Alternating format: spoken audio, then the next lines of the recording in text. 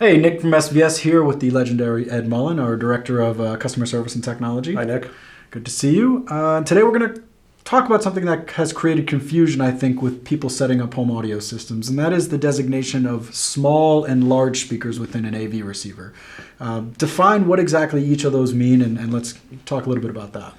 The large and small settings you'll find in the manual setup menu of the AV receiver under the loudspeaker management or bass management section. And it actually doesn't have anything to do with the size of the speaker itself, which is a kind of a common misconception.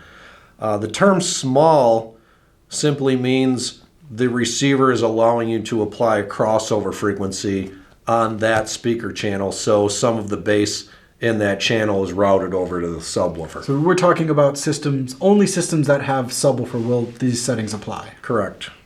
And with small, that means you're allowing some of the signal go to the subwoofer. Now what's large? Large means that channel is getting a full range signal.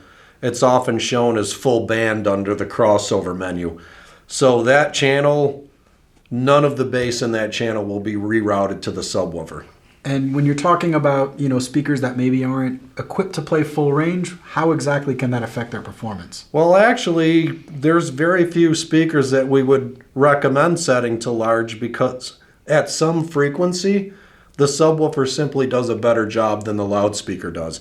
Even if you have a fairly large floor standing speaker with maybe mid-size woofers in it, typically it's going to be good down to 45 or 40 hertz or 35 hertz, and then it's just going to roll off.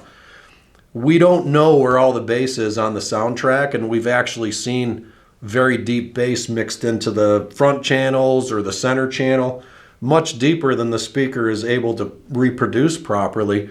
So it makes sense, even if you're running floor standers, to assign a crossover to those channels. It can be a deeper crossover, but you still want to assign a crossover to those channels so the really deep bass in the recording gets routed over to the subwoofer where it can do a better job than the speakers. Yeah, let the subwoofer do what it does best and also relieve some of the demands on the speakers. Exactly. I think an important part that I know you're big about is also the power. And if you're using your receiver to drive these low frequencies to the speakers, that can also have an effect. Right. The receiver is going to be dumping a lot of power into that speaker channel if you're sending it a full range signal. Again, sometimes we see very deep, loud bass in the loudspeaker channels.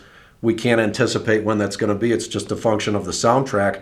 And if you're asking the receiver to drive those speaker channels on full range, it sucks a lot of power out of the amplifier. Amplifier can run hotter, and it has less dynamic power available for the mids and the highs, which is really what we want the AV receiver to power the speakers for. We don't want the AV receiver wasting power, if you will, driving bass frequencies into the speakers. So that's great information. Obviously, small and large really has nothing to do with the size of the speaker, which I think some people might be surprised Right. just based on the nomenclature that they chose.